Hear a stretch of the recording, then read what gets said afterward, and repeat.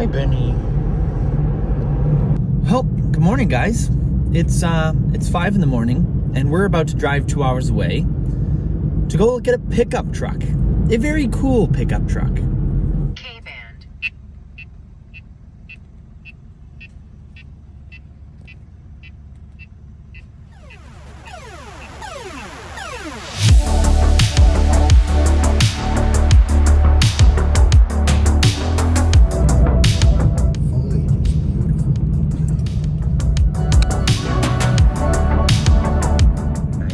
Nice fogged window. Sun coming up, beautiful white mountains.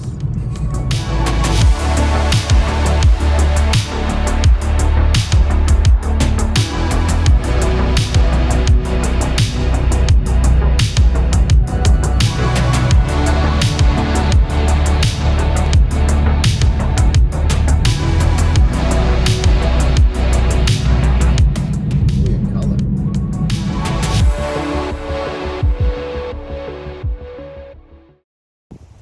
Well, it's pretty hard to mess around with you guys, play around with you a little bit and hide what I got. The new vehicle I bought, I should say, when it's as big as this. I'm 6'5". That was not a wink at all. I'm 6'5", and this thing, God, it's got to be close to a foot taller than I am.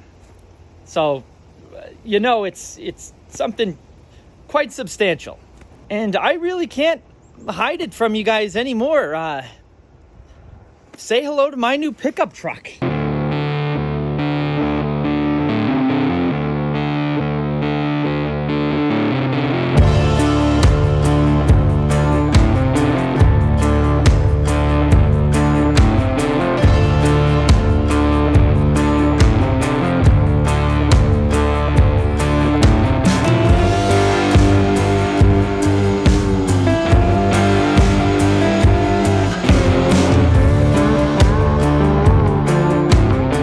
That's right, I bought a 2001 Ford F350. And we'll go around, of course, to the side that doesn't have the rust spot. You can see here something very, very important. That's right, baby. See, I have wanted a diesel truck for a very, very long time. And I haven't really said that on the channel because it's not like I wanted to buy a truck to like mod and stance out and stuff. I'm actually going to climb into the cab to talk to you guys now because it's extremely windy outside. The weather always has a way of doing that whenever I need to film. But we'll climb into the cab here. See, look at this. Look at the size of this thing. The thing's massive. I've always wanted a car that, is a little bit taller than me, whereas the Jeep I'm just a little bit taller than, and the Corvette, geez, that thing comes up to about my kneecaps. But this is a little overkill. But climb inside. Get that out of there. Look at this interior. It's beautiful. Oh yeah, that feels good. So I haven't really said on the channel that I've wanted a diesel truck. I don't even know if I've ever mentioned that I wanted a pickup in general. Some are cool, most just don't do it for me. The cool stuff like the Centurion Dodge Ram that I did a review on, that stuff's cool. But for me personally, I've really never needed a pickup. I have my Jeep Wrangler I can pull my little boat around with, and I love that thing to death. And it's not going anywhere. In fact, it's right there, all dirty because it rained, and then it's been so windy that it's just covered in crap. But that thing, it's going nowhere. I love that thing to death. But what some of you may not know is YouTube is my majority full-time gig. Without you guys, I would not be able to do this. I would live in a cardboard box. Well, I'd probably still keep one of the vehicles, and it would probably either be the Z28 or the Jeep, just because those have so much sentimental value. The Jeep would be a little bit more comfortable to live in, but I'd probably be living in one of those behind a 7-Eleven. But YouTube at this point for me doesn't pay all the bills. We'll say it like that. So on the side, I buy cars that need work, I fix them up, and then I sell them. And I've done this for years. I've owned like 6 Jeep Wranglers at this point. But I usually just come across cars either on the side of the road or I find them on Craigslist when I'm just browsing. And I'm by no means a mechanic. You've seen some of my videos, I'm sure, but some of the basic stuff I can fix, and you can make a little bit of money doing it. But the problem comes when you can't get someone else, like a friend or a family member, to drive out with you to get the car so you can drive it home, and then they can drive your car home, depending if the person is nice enough to let you use the plates on their car, or depending if the car is even roadworthy at that point. And so for the past few cars that I've bought and fixed up, especially the last one that you guys actually saw, that black Dodge Charger, the 2006, not police car, but that was like 2.5 hours away. I had to borrow a buddy's truck because my father's got a truck we usually use. It's getting kind of old. We don't really trust it anymore. And my brother's got a truck, but he owns a landscaping business. He's using it all the time. So the time came where it made sense for me to purchase a truck. Now, I'm fortunate enough to have an uncle who has a very, very nice car trailer that, God, he's let me use it for years now. That was actually the trailer before I had my license that my father and I used to bring my Z28 out to Maine to get painted, to go buy my other Camaro. So I'm very fortunate that I have a car trailer available to me. And I didn't need a giant truck to pull that trailer. You know, I could have done fine with a half-ton truck. It would have done the job. Actually, I used my friend Tyler's half-ton, that would be a GMC Sierra. I used his truck to go out to get the Charger. You know, it did great. It did really great. It's also only 2 years old. But there's one problem with me and vehicles.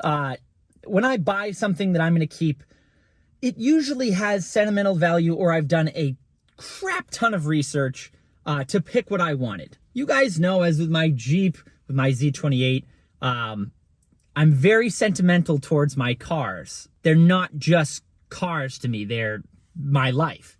And when I had to have been 5-6 years old, my dad's work truck was a dark blue F350 Powerstroke diesel. Unfortunately, I couldn't find any pictures of the actual truck. It was a Lariat, and it had the extended cab, didn't have a full crew cab. I believe it was around a 2004, 2005. I just vividly remember the sound of that truck, that diesel, coming down the hill, my dad coming home from work, and just being in that truck. I have such a vivid memory of it. And I knew one day I would have, not that exact truck, because I like the super cab or the crew cab better, but I'd have, you know, that generation Ford diesel. Go figure, my brother a year and a half ago for his landscaping business bought a 2005 or 6 Powerstroke Ford crew cab in dark blue. Basically the exact truck that I wanted, but no hard feelings. I was not in the market for a truck then. I didn't need a truck. I didn't want a truck then. So when the time finally came, I decided, you know, I was going to buy a truck. I searched around quite a while, and I searched nearly 500-600 miles away, whatever you can pick on you know, Auto Trader, Auto Tempest. I was willing to fly somewhere, buy the truck, and drive it home. And I knew I wanted this era Ford with a diesel. Had to be a diesel. And so this is what I ended up with. A 2001 F350 with 94,900 miles on it. All right, let's climb out here. So 94,000 miles. That's extremely low miles for one of these things. And some of you guys are probably looking at me like I have 3 heads now. 94,000 miles, low miles. How are those even in the same sentence? You're fucking whack. There was someone local on Facebook Marketplace selling, I believe, a 2002 or 2003. So the same motor. The truck has 597,000 miles on it. I actually messaged them when I wasn't in the market for a truck. I just messaged them because I had to ask if that was actually the mileage that was on the truck. And he said it sure is. The thing runs and drives great. You'd have no idea it had that many miles. It smokes a little bit on start. And all over Facebook Marketplace and Craigslist, all of this era F350, F250, they all have, especially with the diesel, they all have, you know, 200, 250, 300,000 miles. It's just, they're worked. That's what I loved about this one. You see this truck, it's never been worked. Look at the front here. There's no plow frame on it. The bed out back here, see, has an actual tonneau cover. Doesn't have, you know, a sander in it or just the remnants of a bed. There's actual metal. I mean, look at this. If you were from New England, you'd understand how rare this is. But of course, it's not perfect. It's not perfect at all. That's usually what New England trucks look like around this area. Yes, so definitely that's something that's gonna have to be fixed. And unfortunately, you probably have to cut out this whole area, because that's really, I'm gonna give myself tetanus doing this. So definitely gonna have to fix that up. Got a few scratches here. That should polish out. That's not gonna polish out. I'll need to fill that in with a paint pen or something so it doesn't keep rusting like that. But as far as rust is concerned, the only other spot of rust on the truck, as you guys probably saw, is right down here. A normal place for a truck in New England to do it. But the nice thing is, that's surface rust. It hasn't actually weakened the metal. Same with all down here. It almost looks like down here it scraped something and then they just didn't cover it with anything, so it started to surface rust.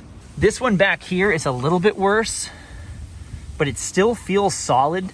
It hasn't gone through, so I might be able to catch this, sand it, scuff this whole bottom, sand this whole area, scuff this area all up. I'll probably go all the way back to here because this is just starting to do it as well. And then, you know, from the trim down, just maybe repaint this area. But again, some of you are probably looking at me like I'm a psychopath. You know, how is that not that bad to you? You should see trucks in New England. My Jeep frame is like Swiss cheese. It's been patched and stuff, but it can't even be patched anymore. The next step for that thing is going to be an entire frame swap. Trucks like this from New England, usually they take the beds right off because they've already rusted. And here's the freaking wind again. Can I get a break? Can I catch a freaking break? As I was saying before I was rudely interrupted, trucks around here are usually, 10 times worse than this thing is. The beds are usually so rusted, they just put flat beds on them. 3/4 of the trucks that I found for sale, this era Ford, all had flat beds. I wasn't a fan. Now moving to the frame. Again, just surface rust. Nothing structural. The bed rails are in okay shape. They're definitely not going to last forever in that condition. But everything under here is solid. I climbed all under here with my dad. We checked the whole thing out, and it really is solid. Now, another reason why I bought this truck and why I liked it so much is diesels, especially of this era, now that they're, I wouldn't even say attainable, now that they're not $60,000. You'll notice with this thing, it's not all modded. It doesn't have a smokestack in the back. It doesn't have stand-style wheels. It doesn't have bigger injectors and a tune, and just, it's not all messed with, and that's really why I liked it. Now, I can't say that it's all stock. Obviously, from looking at it, it doesn't look that way. So it is riding on a 6-inch lift kit. I cannot tell the brand, and I don't know what those things are. So if anyone knows, comment down below and let me know. But we have a 6-inch lift kit, and we're rolling on 35 by 12.5 Nitto Terra Grappler tires, which I know from just doing my tire search for my Jeep. Nitto Terra Grapplers, especially in this size, are not a cheap tire at all. I want to say they were like $300 or something each, but they are a very good tire, very quality, highly regarded in the off-road industry. Not like I'm really gonna take this thing many places. I have a Wrangler. But we do have aftermarket wheels as well. I have to go to the back because the front doesn't have caps. Here are the wheels. They're 17s. And I believe, if I can read that correctly, flip you around, level 8. For mods go on the exterior, that's pretty much it. With the exception of, I don't even know what this is. Is that called a wind deflector?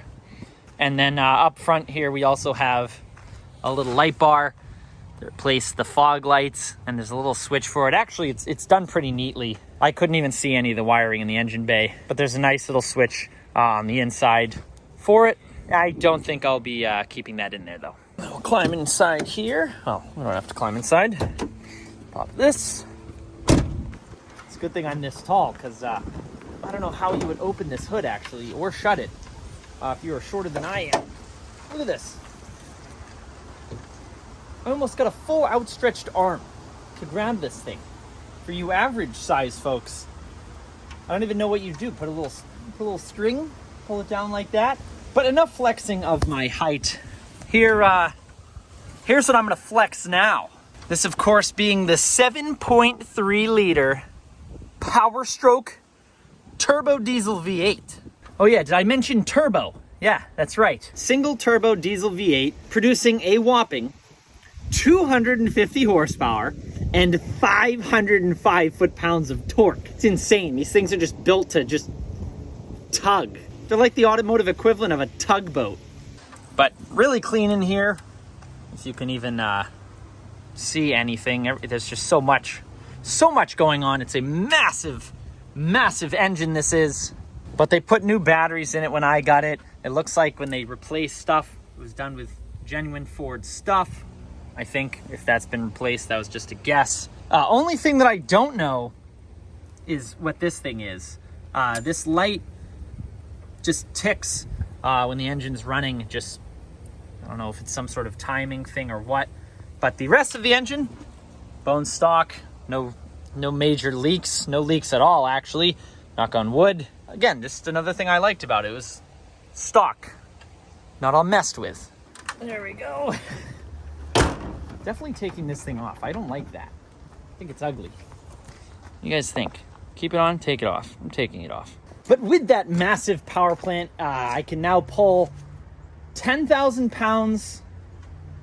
Yeah, 10,000 pounds behind it on a standard hitch, 14,000 pounds with a fifth wheel, and then it was something like 4,310 pounds payload capacity.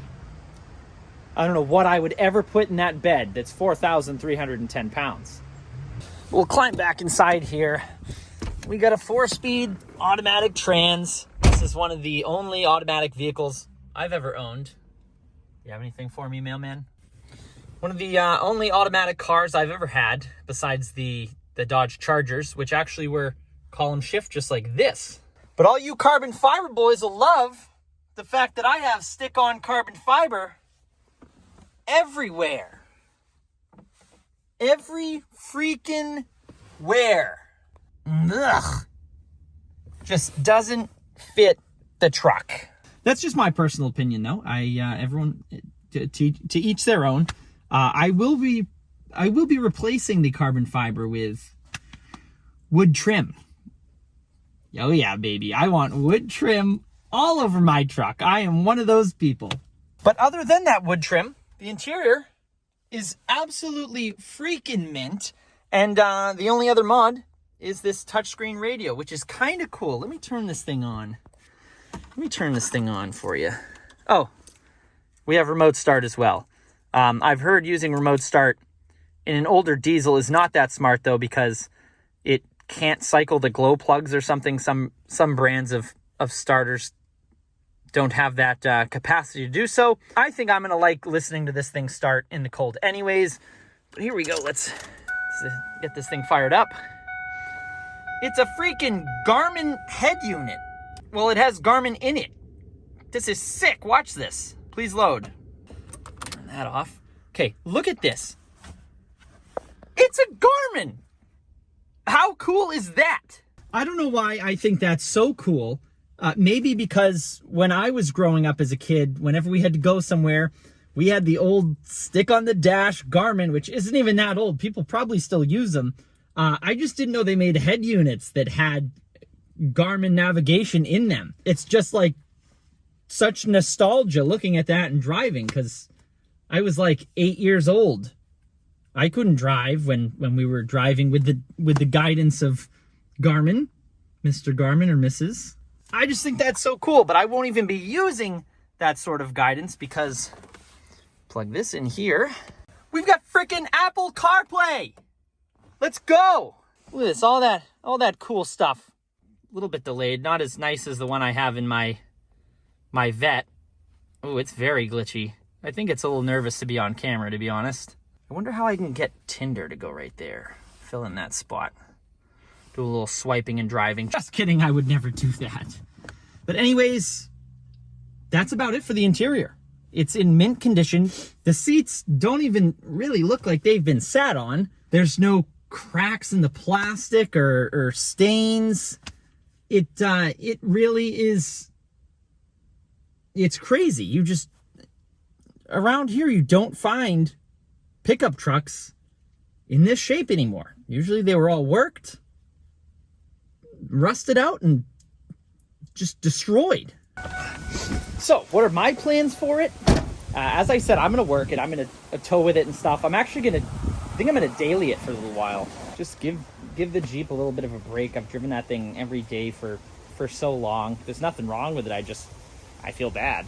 And I'm excited to have the diesel experience, especially with it at almost $6 a gallon. And me on a YouTube budget. Do me a favor, just go buy a t-shirt or something, please, please. Mods-wise, I'm sure that's what you guys are curious about. Motor-wise, I'm not touching it.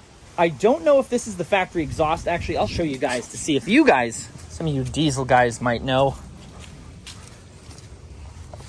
Under here, there it is. Does that look factory to you guys? I don't know if it is or not. It's pretty long. There's a better view of it. I didn't see any brand or marking or anything on it. Gosh damn though, look at how clean. Look at how clean that is. Wow. But engine-wise, I'm not touching it. Exhaust, I might do something a little bit louder. I'll start this thing up so you guys can hear it.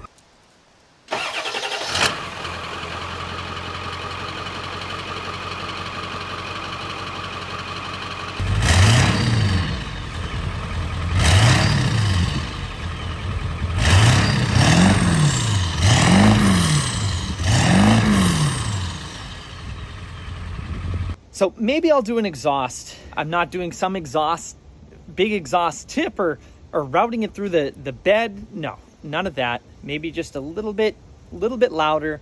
I know there's a few little tricks you can do, like unwrapping the foil around the turbo to make it whistle a little louder. It's not quiet right now by any means, but I would like just maybe a little bit more noise. I do plan on getting in this thing and driving quite long distances to go pick up cars and stuff. So I don't want anything, like the Corvette, where after driving 4.5 hours in it, all you hear is for the rest of the month. Wheels and tires wise, I am not a huge fan of these wheels and tires. Well, the wheels. The tires, they're not a bad size. They look pretty good on the truck, but I also know that these things aren't the most fuel efficient vehicles in the world, and if maybe going down a size would make it a little more efficient, maybe tow a little bit better, then I might do that. What I would really like to find is some newer like Lariat or King Ranch wheels off of like a 2016 F350. They're 20-inch. I know I'll have to run an adapter, but I really like those wheels, and I would like chrome. I'm not going for like a dark blackout package. I want my truck to be shiny and like maybe even put the updated mirrors on it with the chrome caps and an LED light. Like I said, I want to do the wood trim in the interior. I like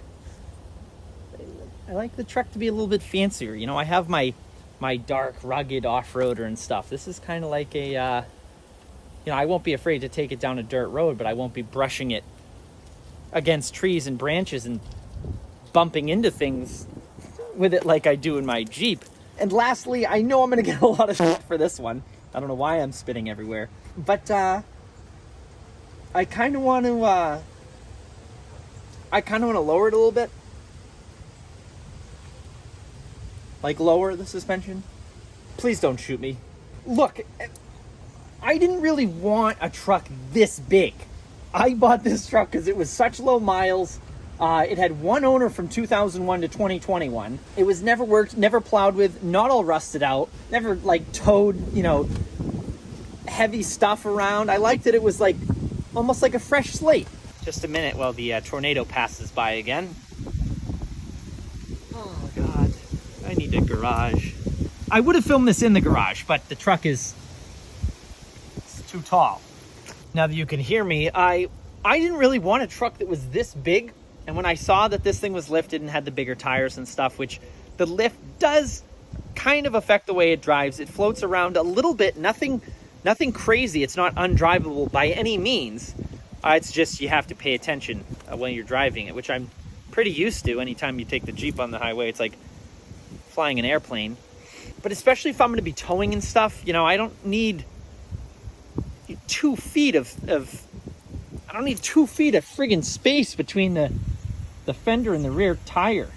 You know, it would probably tow better if it was down around stock ride height. You know, I love the way my brother sits.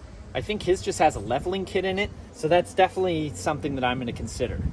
I don't even know if you can do that now. If I could like put this on factory F350 suspension. I don't know if it's been like modified underneath or anything, but that was a gamble I wanted to take because the rest of the truck is everything I could possibly want besides being a Lariat. But you know, the interior is so freaking clean in this thing. I was gonna do a Lariat interior swap, but why would I? The thing is so clean in this thing. I mean, look at it. It's beautiful. So stuff like that, you know, the suspension, the wheels and tires, still figuring that out, but that's definitely something I think in the near future that I want to do to it. And again, I'd like to just kind of like I did with the C5, just update it. Like I said, maybe put it on newer Powerstroke wheels, maybe put the updated mirrors on it, switch it all to LED possibly. You can do front end conversions with these and make them look like, you know, newer trucks. I don't really want to get into all of that per se. They make grills, updated grills for it to make it look a little bit newer, and that's what I think I would like to do. Like I said, kind of along the lines of the C5, just update it and make it the best version of itself, because this truck as it is amazing and it will run forever. I just drove one of these trucks pulling a car down to Nashville, Tennessee, the same vintage truck as this. It had 286,000 miles on it. The thing didn't skip a beat. So let me know what you guys think of my newest purchase. Do you love it? Do you hate it? Are you a Dodge guy? Are you a Chevy guy? Maybe you hate me now because I bought a Ford. This is the first Ford I've ever bought, now that I'm thinking about it. Wow. What a big moment for me. Anyways, let me know what you guys think. Did I make a good decision with this specific truck, or should I have gotten like a Ram, a Cummins, or a Chevy? Some of the ones that I saw were in horrible condition. And consider buying a t-shirt maybe from DriveHubShop.com. And for every t-shirt you purchase, that will go towards a gallon of diesel fuel in this. Just kidding. I would probably have to sell 2 to 3 shirts to pay for a gallon of diesel. Finances was never my strong suit. But thank you guys very much for watching. I'll catch you in the next one. Happy motoring.